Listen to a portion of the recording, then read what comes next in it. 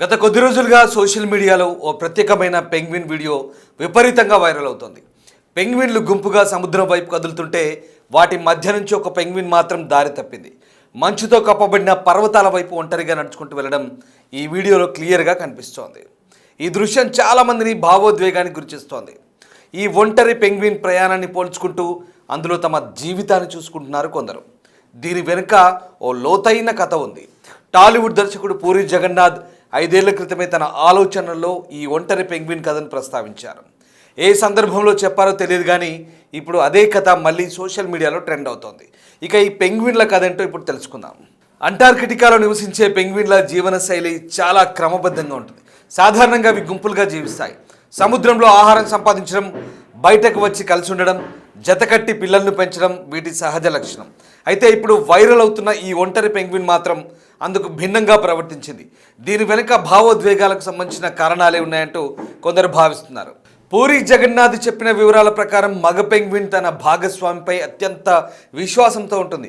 ఒక్కసారి జత కుదిరితే జీవితాంతం అదే బంధాన్ని కొనసాగిస్తుంది.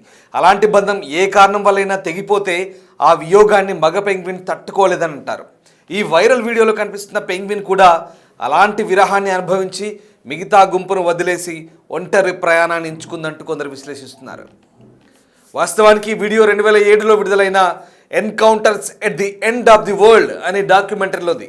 ప్రముఖ దర్శకుడు వెర్నర్ హెర్జోగ్, పరిశోధకుడు డాక్టర్ ఐన్లీతో కలిసి అంటార్కిటికాలో పెంగ్విన్ల ప్రవర్తనను అధ్యయనం చేస్తుండగా ఈ దృశ్యం కెమెరాలో బంధించారు. మిగతా పెంగ్విన్లన్నీ సముద్రం వైపు ఆహారం కోసం కదులుతుంటే ఈ ఒక్క పెంగ్విన్ మాత్రం అక్కడే ఆగిపోయి వేరే రూట్లో ప్రయాణించింది. దాదాపు 70 కిలోమీటర్ల దూరంలో ఉన్న పర్వతాల వైపు అది నడవడం మొదలుపెట్టింది. దారి తప్పిందేమోనని భావించి పరిశోధకులు దాన్ని మళ్ళీ గుంపులో కలిపినా అది మళ్ళీ ఒంటరిగా అదే దిశగా వెళ్ళింది. ఇక ఈ ప్రవర్తనకు అర్థమేంటనే దానిపై ఇప్పటికీ సోషల్ మీడియాలో చర్చ కొనసాగుతోంది. కొందరు ఇది ప్రేమలో విఫలమైందని అంటుంటే మరికొందరు జీవితంపై విరక్తి వచ్చి ఒంటరి దారిని ఎంచుకుంటుందంటూ అభిప్రాయపడుతున్నారు. సోషల్ మీడియాలో ఈ పెంగ్విన్కు నిహిలిస్ట్ పెంగ్విన్ అనే పేరు కూడా పెట్టారు నెటిజన్లు.